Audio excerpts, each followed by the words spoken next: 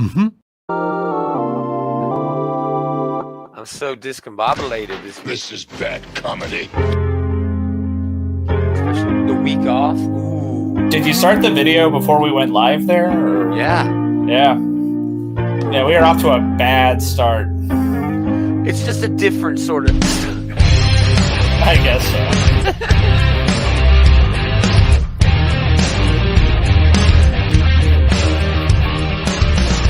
Greetings, geeks. Welcome back. It's another episode of This Geek in Comics. All right, Geekers, comic book shit talk show. Shit talk show. Talk show. I'm Gomer, co-host Taylor here as well. What's up, dude? Hello. How's it going?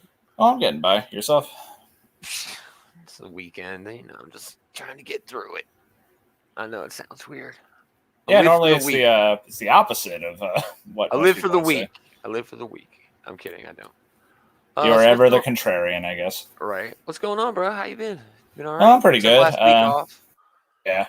I just finished watching the Titans pull off a pretty impressive comeback victory, but I don't imagine that's really part of our purview here on the sports show, ball. so I'll just leave it at that. Yeah, the sports ball. Not a big fan. I don't think we should go there.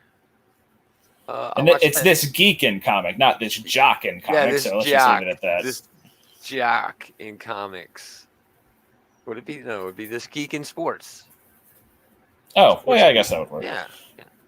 I watched Ted Lasso season 2, almost all of it. I think there's still a couple episodes left. It was amazing. It was so great. I don't know what it is about this show, but it's just great. Very wholesome. Season 2 getting shit on a little bit. Well, I mean, season 2 almost always gets picked apart more so than season 1 because people are like, "Oh, this is so fresh and new, and I love it." And they're in a hard spot, right? Because you want to try to take it in new directions, but also kind of keep what makes the show in the first place. Yeah, the first season 1 was kind of like, "Hey, here's the characters here. Let's introduce them," and now we're like learning who they are, and some of it ain't great. You know what I mean? Some of it ain't great. But it's still a dope show. What did you do this week? Anything worth talking about? We were off last week, so you can bring up anything that from last week that we may like. The Matrix. Did you watch the Matrix Resurrections trailer? I did watch the Matrix Resurrections trailer. And I can't remember whether it was this week or last week, but they dropped the trailer for the Hawkeye TV show, which I did not realize was coming out this year. I thought it was going to be next year. No, it's Christmas time. It's close to the end of the year. Yeah, and looks like the Christmas iconography is going to be all over the show, it looks like. Oh, man, I'm stoked. It looks just like right out of the comics. Yeah, and I know that it's only 30 seconds of material that we saw, but Kate Bishop looks to be pretty spot on, too. Yeah, all of it looks great, dude. They got the sweat suit gang or whatever, the jogging suit gang. It looked the tracksuit mafia. Or yeah, whatever the fuck they were called. Mafia, right? Yeah, dude, that shit looked dope. I'm excited for it. Yeah, it's gonna be cool. But you asked about the Matrix. Yeah, I don't know what the fuck is going on there. That's exactly what is supposed to be. Is it like a reboot or? Well, it's not a reboot. It's like a sequel, but it looks like they're back in the Matrix somehow. I don't know. Yeah. Like most of those characters were straight up dead, like Trinity and Neo. Machines can bring them back, bro. I guess. I mean, machines can bring them back. I was more confused than excited by the trailer, but it did look pretty cool. I mean, I'm sure I'll check it out eventually, even if not like right away, right? Well, and honestly, as someone who was, pretty older, the audience intended for the 1999 release of The Matrix. The trailers for that were just as fucking confusing. You know what I mean? They didn't want to give it away, and that's part of the magic of it. That's true enough. I haven't been this excited for a movie since, based just off the trailer, possibly since The Matrix in 1999. I mean, we bitch all the time about trailers that give away everything. So yeah.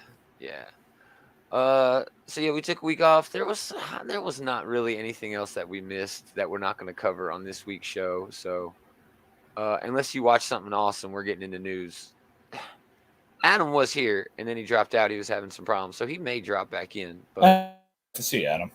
Yeah, no shit. He's been off too. He's been on vacation, I think. So good for him. But let's do some news. There's some good shit.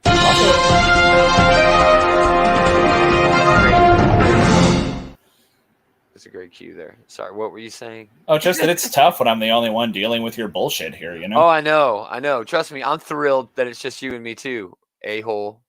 All right, just a real quick hit.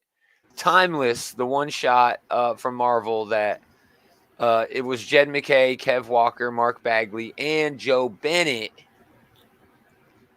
is no longer including Joe Bennett. And I think we all know why. He got in some hot water over some shit that he said and did. Yeah, well, we fucking called it, not to toot Oh, our own yeah. horn. I mean, it was by the end of that week. It was like within 2 days of the show that this was resolicited without Joe Bennett involved. But they are replacing him with Greg Land, so...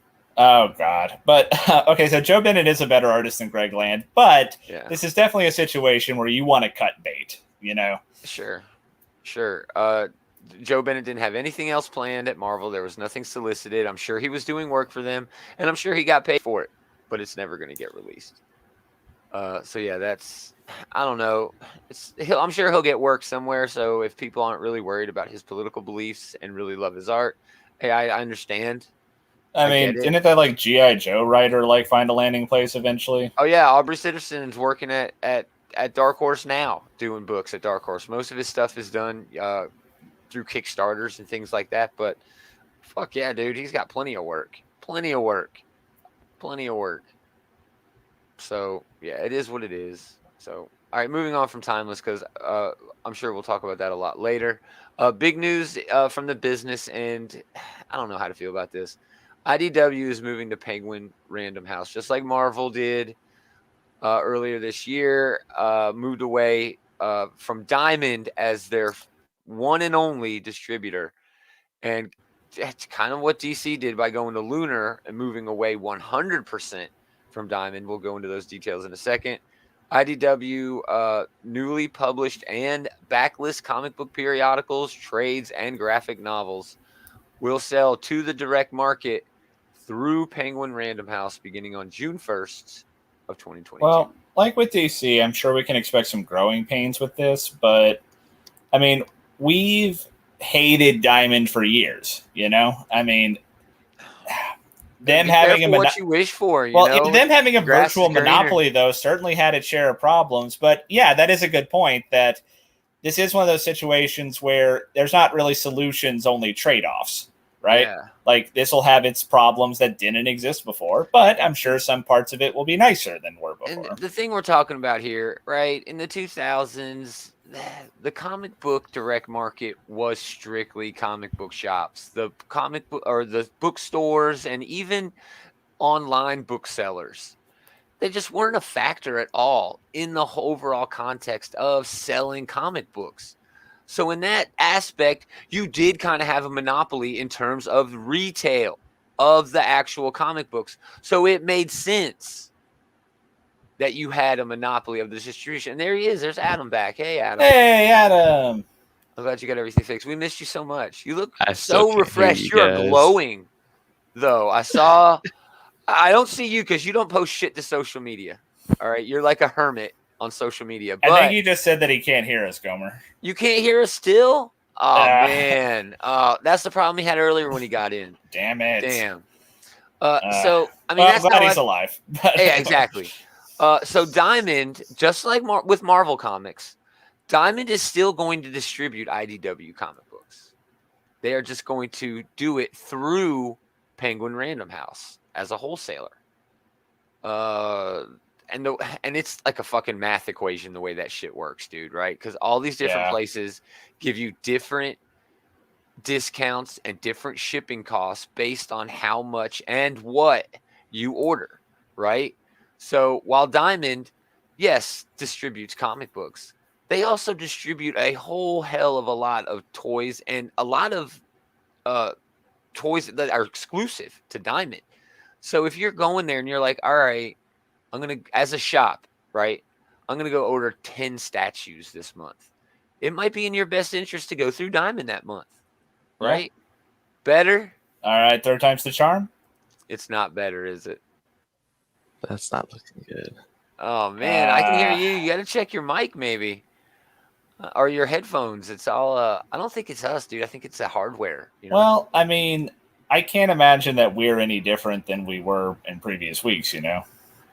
But what do you mean? hell if I know. Oh, I just mean, I agree with you that it's probably a problem on his end because I don't think sure. Yeah. I'm not doing anything different, Right. you know, and I'm sure you aren't either, but. Yeah. So I don't know what's up with IDW. We'll see. It's not really going to affect us, I don't think. It's going to No, affect probably the comic book not. I shop. mean, the most it could probably affect us as comic book readers is that we might have a few weeks where there's a missed shipment, or you know they might short a few books here and there. But kind of like with DC, right, where there's going to be these growing pains as they start to, you know, get their pipeline managed.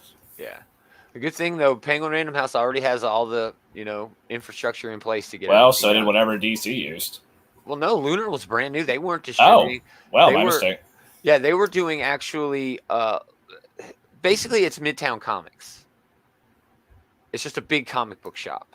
Yeah. Right, and the way they were making extra money off that deal is they would buy so many copies, they would get the exclusive variants, but then they would be selling off their stack of books. Like they needed 200 to get the 1 in 200 variant. Those 200 that they bought, they're not selling those. They're pushing those out to orders that they've had for months. So they know they're getting that 1 in 200 variant way before they actually have it in their hand, and they can sell it at a premium way before it comes out. You know what I mean? So they're making money way before, and everything is done in the warehouse. You know what I mean? Nothing is coming into a shop.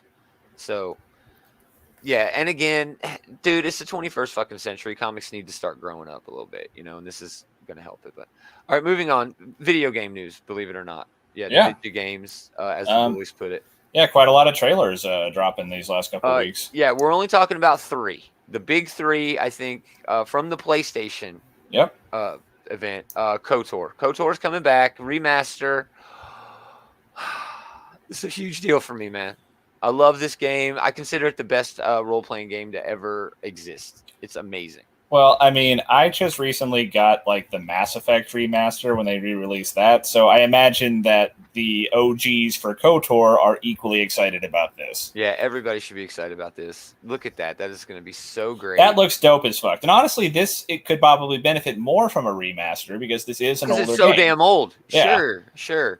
That there was no release date. Oh no, that's the wrong one.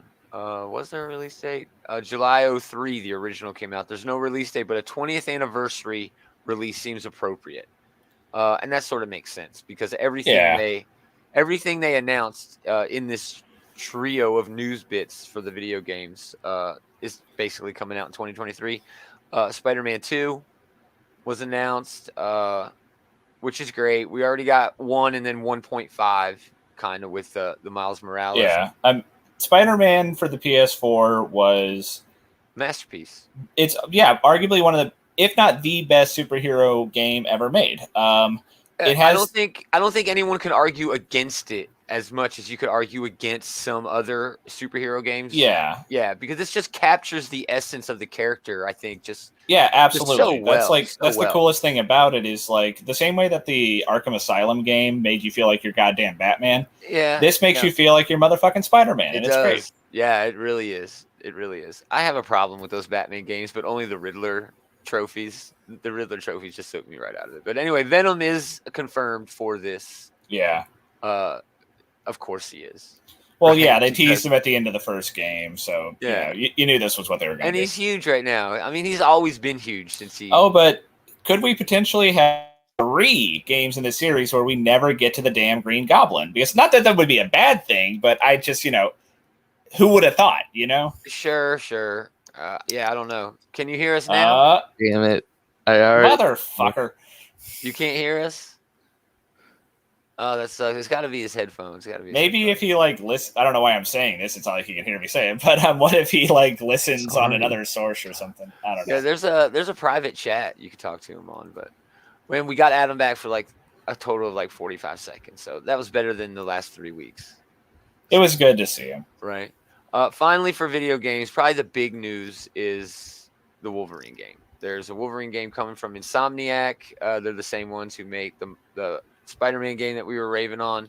Yeah. no release date, no nothing except for this. He's sitting at a bar and he pops his claws, which is really all you need. I mean, that's a hell of a trailer. I mean, it really was. It really was. We know who Wolverine is. This is a great way to like get people psyched about it. And the real ones wouldn't need the claws, right? You could tell that's him with the cowboy hat facing the bar. Oh, for sure. And dude, I don't know if you took a look at this, but this is the Princess Bar. I don't know if you see that up on the chalkboard here, the Princess Bar. Yep. The license plate over here on the right hand side, Hulk 181. Lovely. Yeah. And you have to actually kind of zoom in and look for it. But if you zoom in on the cash register, it says 1974, which is the year Hulk 181 came out. Yeah, there's just a lot of awesome. Yeah, I mean, I guess it's not much to go on just this trailer, but even that stuff makes me think these are guys who are coming to this as fans of the character. So that makes me feel pretty good about it. Yeah. You know? And I mean, this basically, and you're right, because this could be one part of one level of the game where he's in Madripoor, but Madripoor's a great place, an exciting place to have a setting for a story or a video game. You know, it sounds cool. So yeah, we're looking forward to those. I don't play video games anymore, not really, but I'm very anxious to watch everybody play all of those games. That'll be a real treat to watch, I'm sure. But one thing though about the Spider-Man thing, I haven't mentioned, they showed Peter and Miles kicking ass together in the trailer, but apparently they said there's not going to be co-op. Which, why put that in the trailer? That got me all excited for co-op.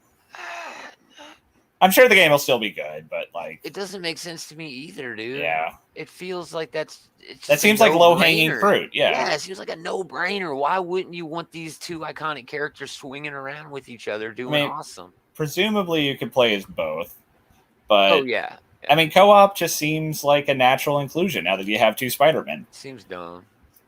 Yeah. Okay, moving on to comics. Now we're back to comics. It has been announced that we're getting a new series of series. I don't think these are one-shots, but it's called Wastelanders. We're going into the Old Man Logan universe, which I thought was all right. Let's go over the news first. All right, because we're getting a lot of books. We're getting Wastelanders Wolverine. I think this was actually the copy of Wastelanders Wolverine. That is by Stephen S. DeKnight and Ibrahim Mustafa. That sounds like a dope book. Sure. Here it is. Maybe this was it. Yeah, Wastelanders Wolverine. All right, and then there's a Hawkeye one. I think this is the Hawkeye one. He's obviously battling the Hand there. It looks like some sort of Mandarin or something character, that kind of character. Anyway, that's Ethan Sachs and Ibrahim Robertson. Two Ibrahims on there. It's got a little confusing.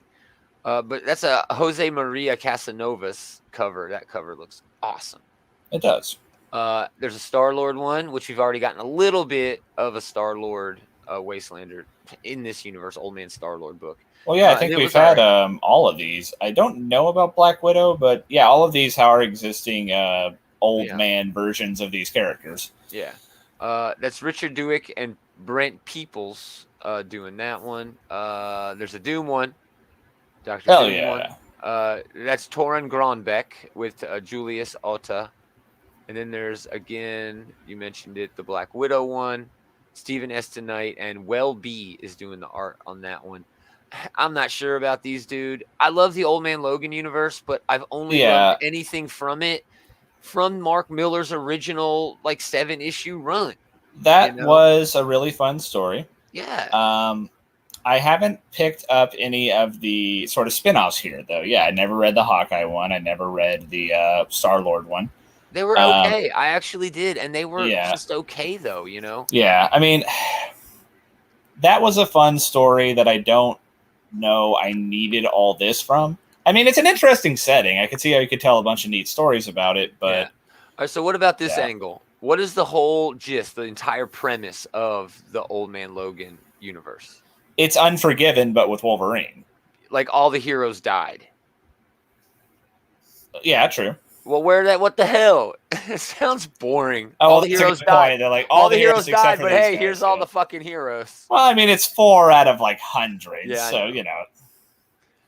Yeah, I like those two. And, again, thanks for stopping by. Comics Explained. Check him out. I don't even know if he's streaming anymore, but he does have a pretty good YouTube page and an awesome Facebook meme page. But anyway,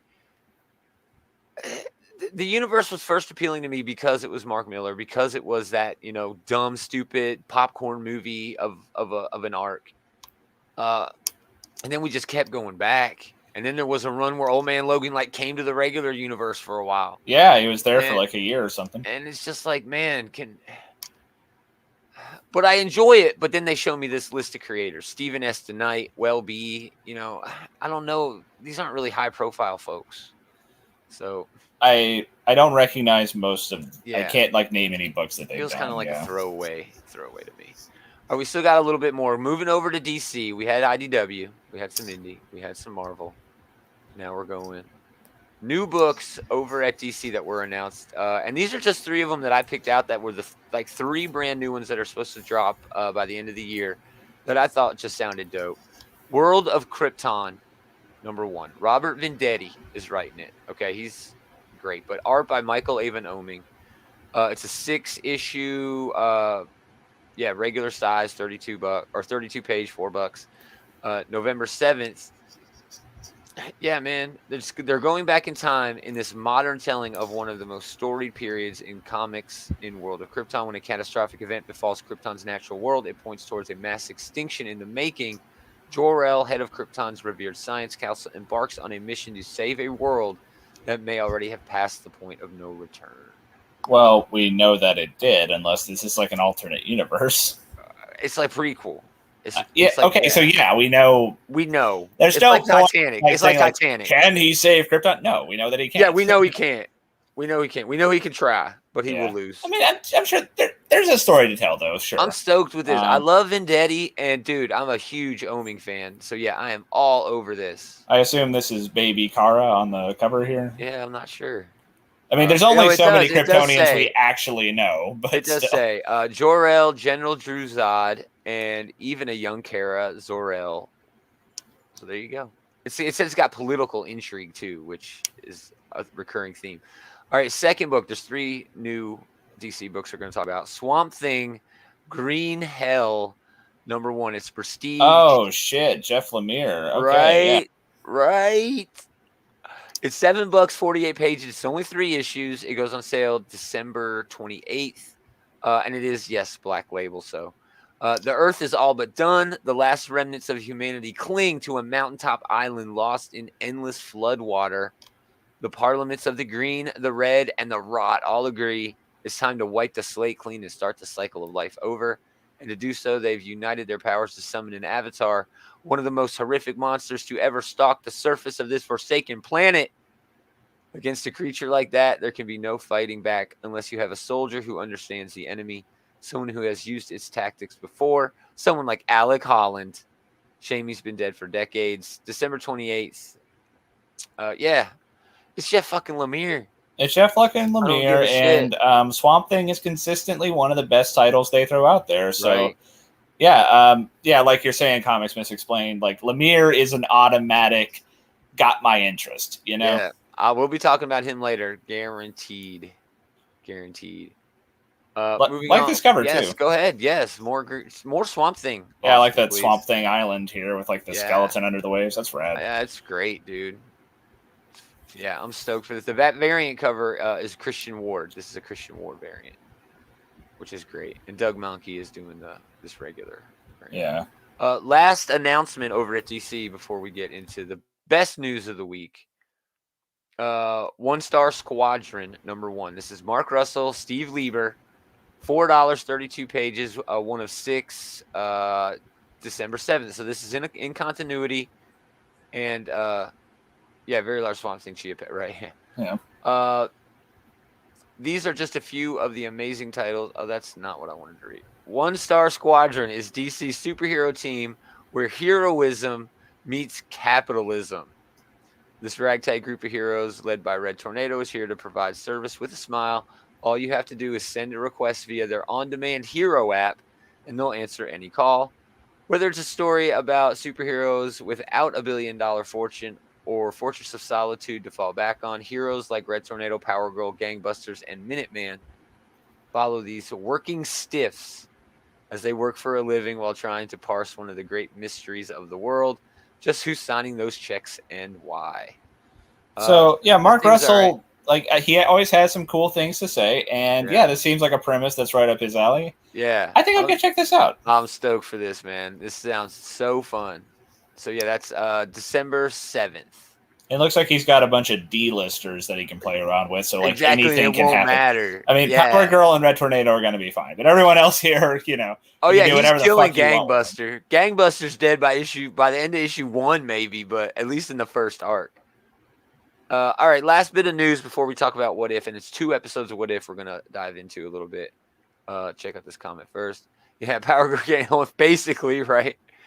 She could probably make more money on OnlyFans. She'd probably sweep up in that, honestly. Than going to do superhero nonsense. But hey, she don't need that in her life if she don't want it, I guess. But still. Sure.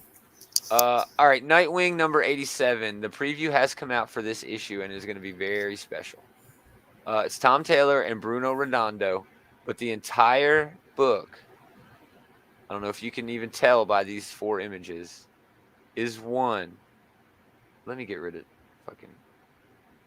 Sorry, let me get rid of your stupid comment, Jason. And then, you see? Well, yeah, this is the thing we have raved so much about in each of these issues. And so, yeah, the whole comic's going to be one big sequence of events.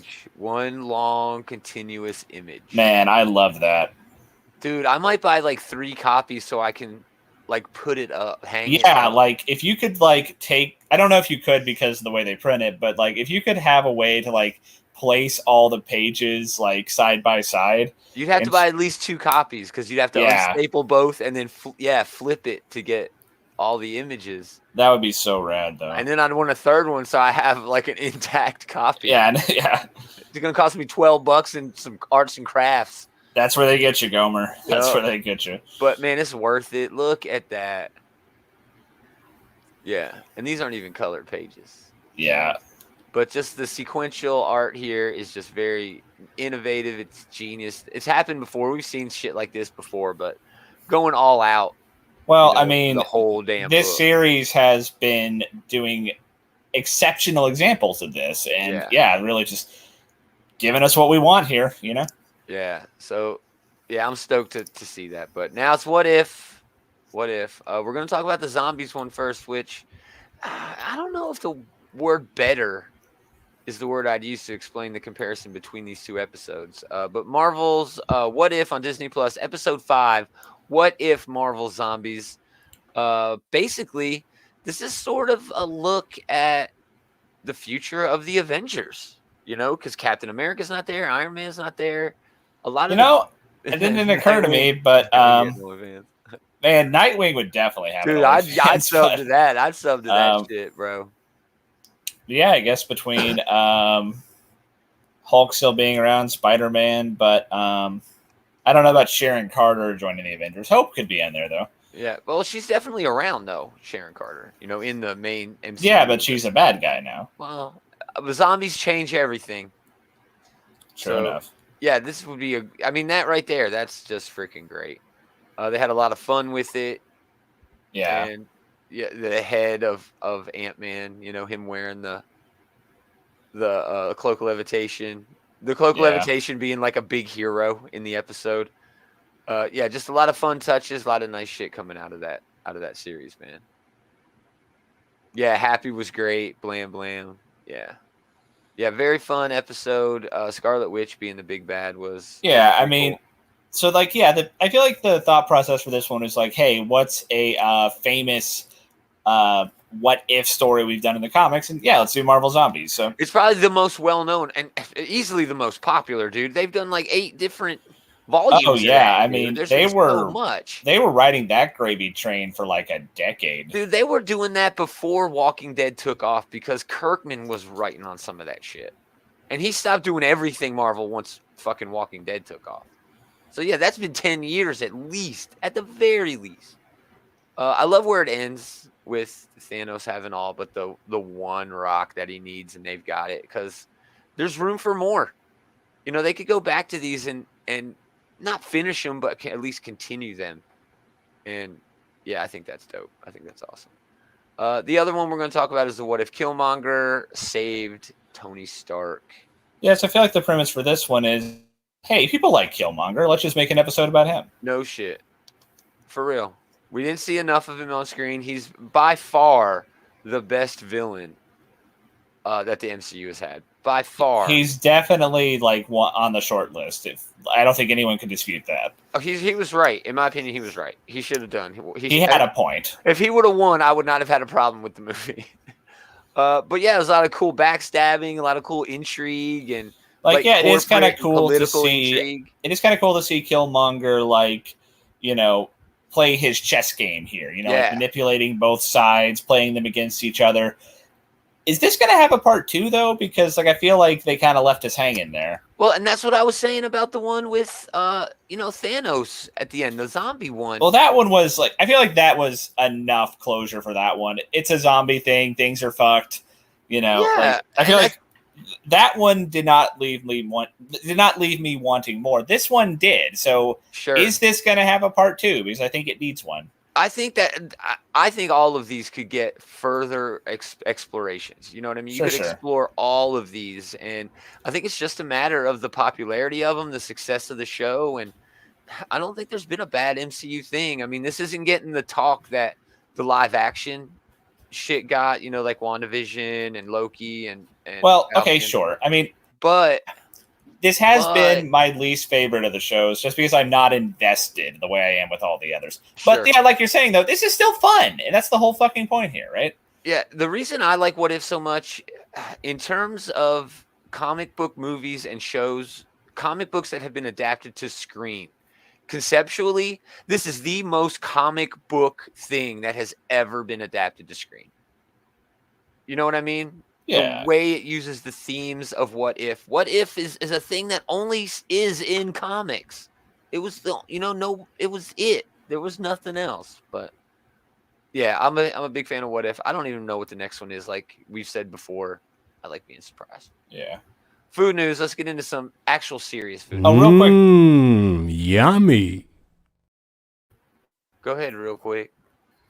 All right, sorry. Just real quick, I do want to point out my favorite line from the Killmonger episode, though, where when he's killing Tony and the difference between you and me is I know the difference between you and me. Yes. Yeah. Yeah. Or you can't see whatever he said, but it was a cool line. It was. Michael B. Jordan was carrying that whole episode. Dude, and he's awesome. He's got that character on lockdown. He's awesome. Too bad they murdered him. Anyway. David did want to talk about Pokemon Oreos, where there's different Pokemon stapled or slabbed into every Oreo, but we are not going to talk about that. Do not buy Oreo. Support unions. Nabisco workers are on strike. Been on strike since August in the unionized bakery plants in 5 different states. Oreos, Ritz, Chips Ahoy. What we're actually going to talk about is much more disgusting. Twix. Huh. And I say that to, with the asterisk, whoever makes Twix, whoever owns that and runs their factories, they're probably fucking assholes too.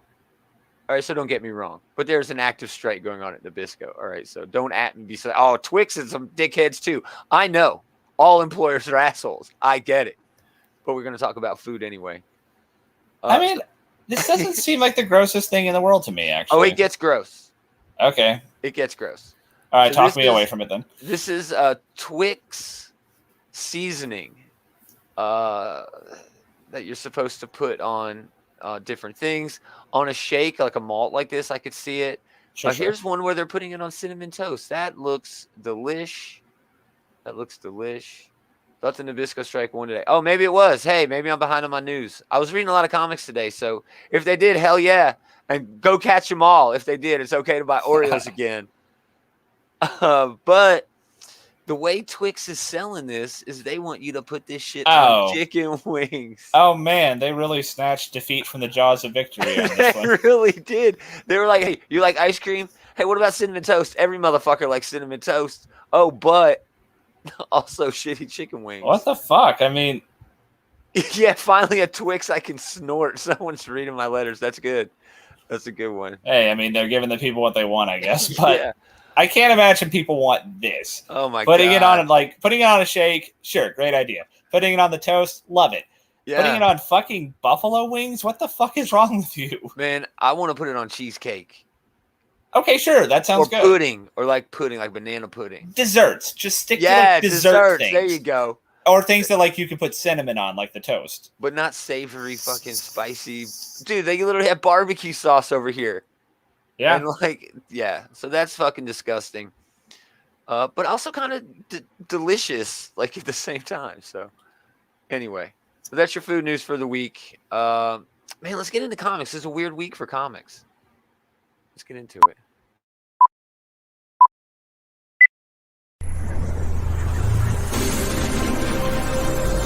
The shows always fly by when it's just. Hey, if Adam's listening and he wants to like share his top 3 in the chat, I'd love to see. I bet he might be.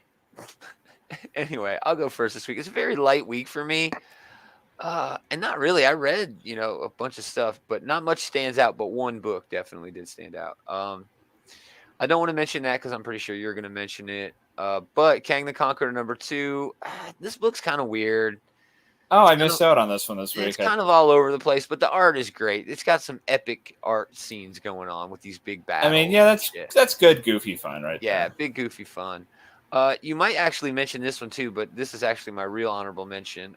Trial of Magneto #2 by Leah Williams and Lucas Wernick. Kind of all over the place, just kind of a mess.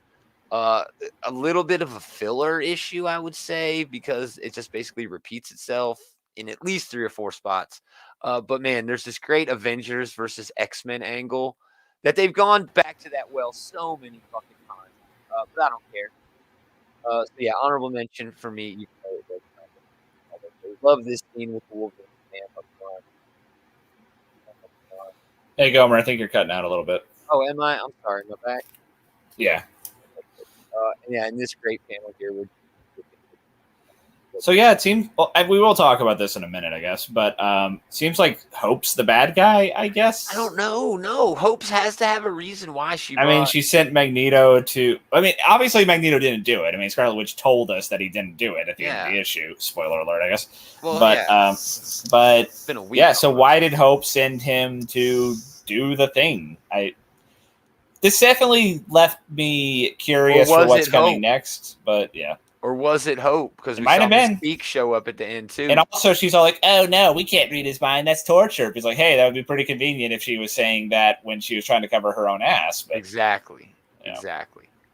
So it was. We'll talk about it again. But my actual #3 was one that I wasn't even going to pick up, but I ended up picking up. Last Annihilation Wakanda.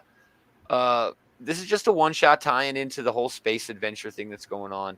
Not really much to say. There was this great panel where Storm comes and helps out, which makes sense because she's now the emissary of the entire Earth system, whatever.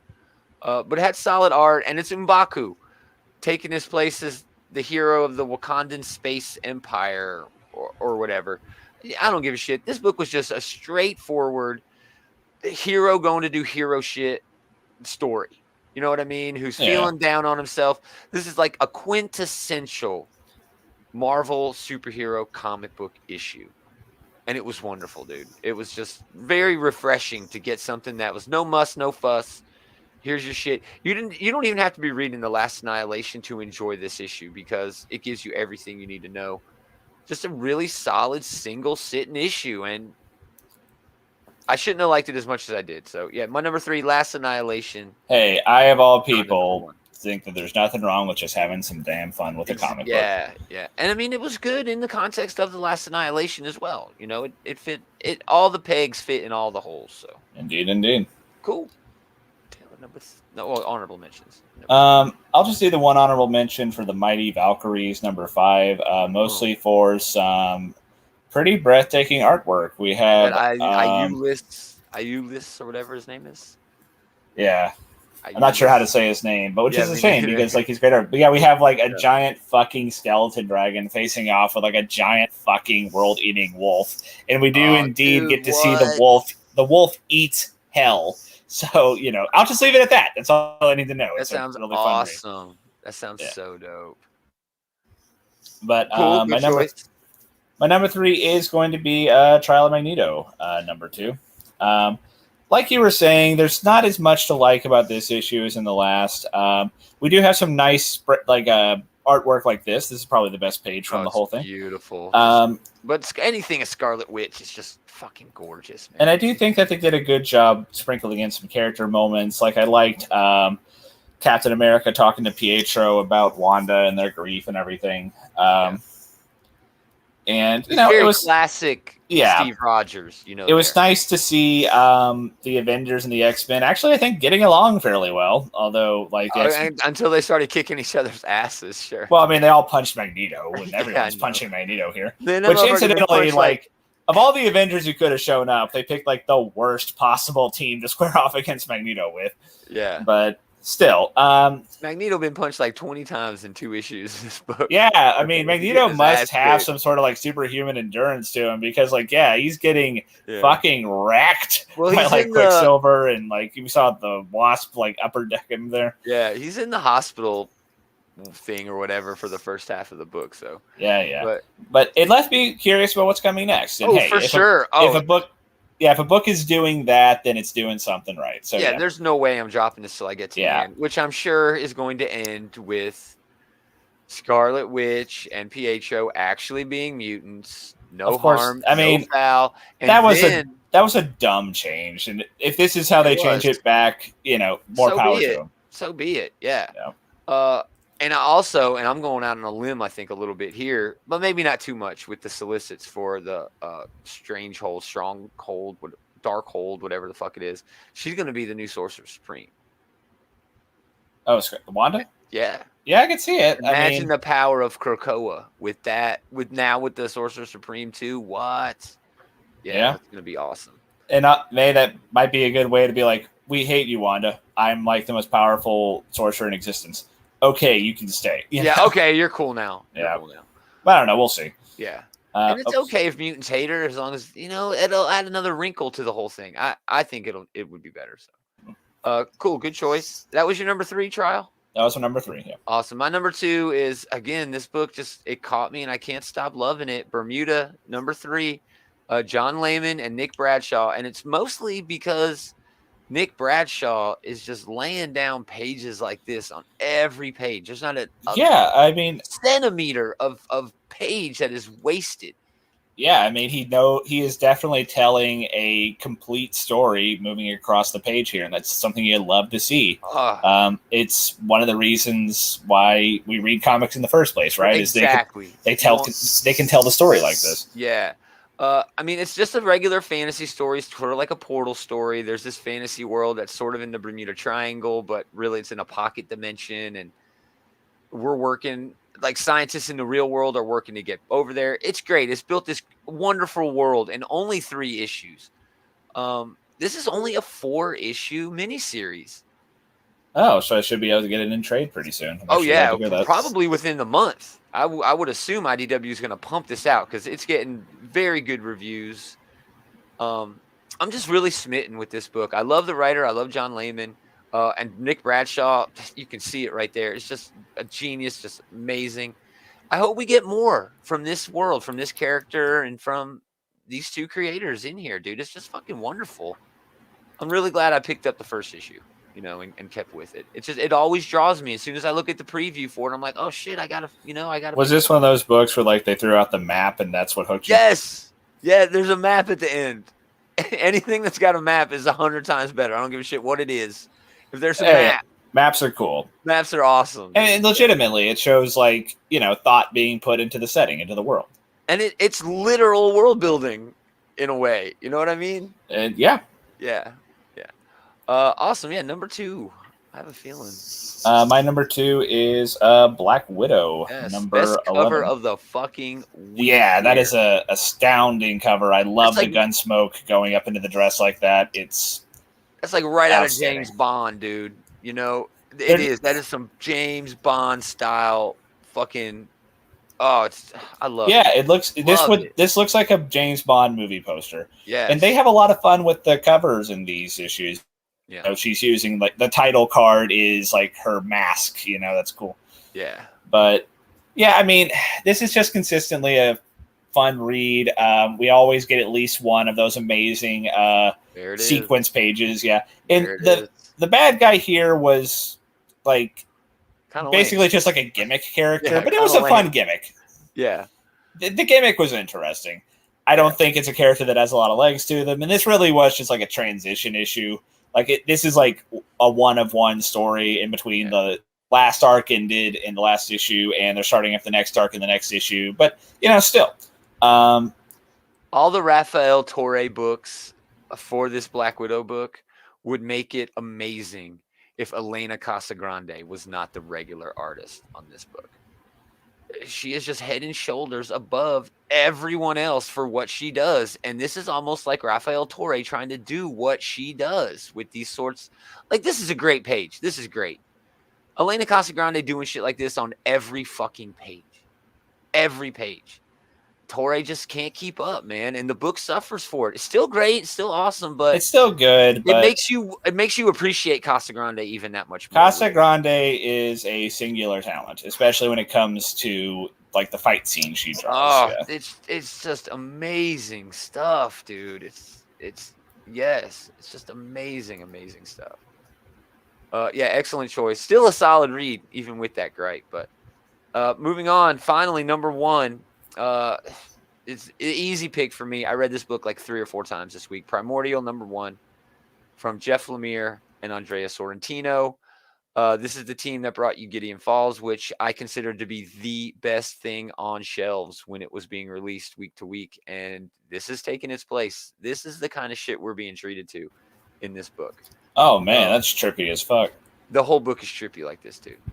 And that's really what they're leaning into. With Gideon Falls, they leaned into the horror aspect. In this, they're using the same sort of devices, the same sort of writing, and the same art, style to just be trippy and weird. The basic premise of this issue is all about animals, dogs and chimps, that the U.S. and the USSR sent into space during the space race in the Cold War, right? Those animals went missing. The entire thing is a big, dark conspiracy. Everything after that was faked. Unbeknownst to the people of Earth, these animals now appear to be lurking in some sort of like other dimension, and they're super smart now. But it only sort of hints to that, right? And it's weird, dude. Jeff Lemire is just sort of plotting us along very slowly between conversations between a couple of characters. But then scenes like this are just dropped in there. I mean, look at that. That is just amazing art design. It really is. Wow. And then you get shit like this. Oh, is that Laika? Yeah, that's Laika, the dog. Sputnik 2, I think. But you'll notice up here in the upper left, you have this guy here, and the next panel is another guy. That's basically the whole book, except for these sorts of pages here. It's still delivered well.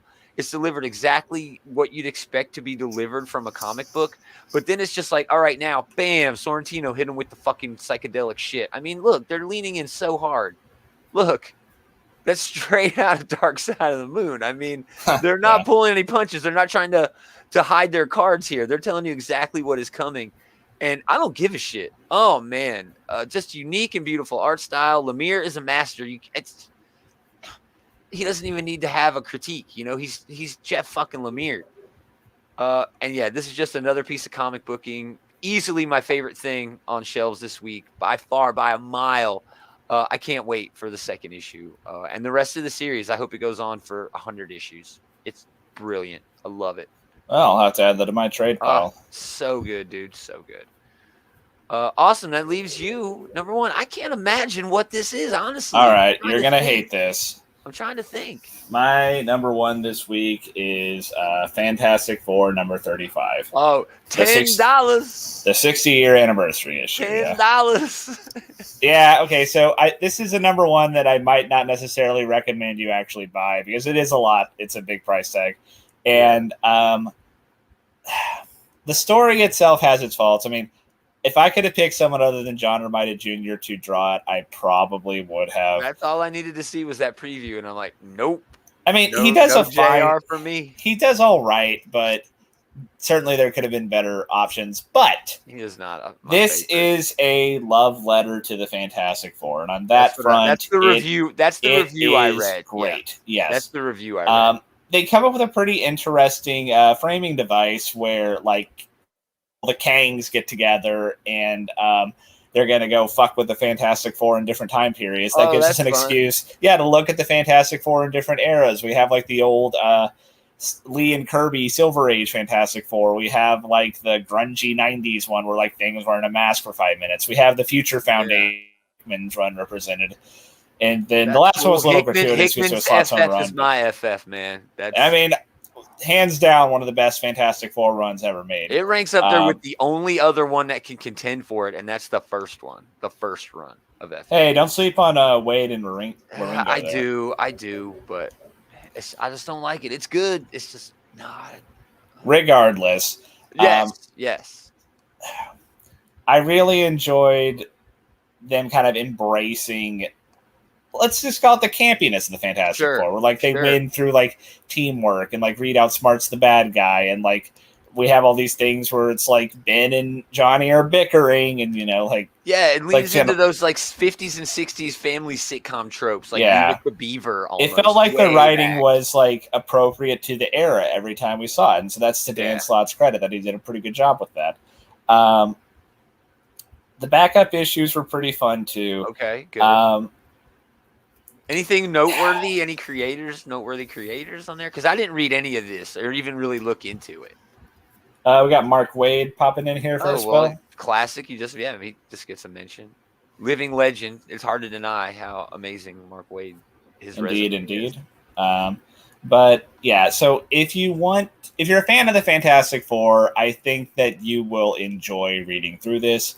If you're not, I probably couldn't justify you spending $10 on it. Yeah, that's a hard sell, dude. I don't even care if you're a fan. That is a hard sell. Well, as I read through it, I did not mind that I spent the money. So take that for what you will, and that's my number one.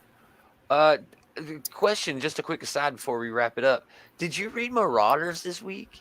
I did not read Marauders this week. It was a fucked up issue, but it had Phil Noto art in it, and it's worth it just for that Phil Noto doing Emma Frost and Kitty Pryde. Oh my goodness, dude, it's gorgeous. It's beautiful. But yeah, it's a fucking weird story, man. That's why I didn't make my list. So awesome. Thanks everybody for hanging out. Catch the Comic Book Bullies. They're gonna do a show tonight. They did not do a show last week because Leroy has a big giant hole in his living room. So what the fuck happened there? Exactly. Definitely tune into that midnight Central Time or catch them on the replay right here on this channel. We got a final comment here. Hey, later, dudes. Hey, thanks a lot for stopping by, bro. I appreciate it. Thanks for hanging out. I used to stream with Comics Misexplained every week, and man, it was some fucking great times. But alas, check out everything we got going on at outrightgeekery.com. We got a ton of links there to all the different stuff we have going on. Tune into our previews show next week, aka David is definitely going to be stopping by. I think Adam might come by. Hey, thanks Joshua Tree, thanks for stopping by, bro. I appreciate it. So yeah, there was also shit going on throughout the week with Big Willie doing stuff. So yeah, we appreciate you guys coming by, but most of all, I want to thank this Joker for hanging out with this Joker. I actually have McFarlane's doing a 3 Jokers. Oh, but we're only 2 Jokers this week. I know McFarlane's doing a set for the 3 Jokers. Isn't that whack? I might actually get it because I think that's dope. Anyway, that was a resoundingly okay. I know. Yeah, Taylor's like, yeah, Jeff John's kind of washed up, but whatever. I didn't say that, but I don't know. I'll say it. He hasn't done anything as good as the stuff he has done before. He has. Anything, we're going to do it again next time. Same geek time, same geek channel. Yeah, I like when you're on the spot with it. Hey, man, I don't like doing it, but I will if I need to. Stepping up.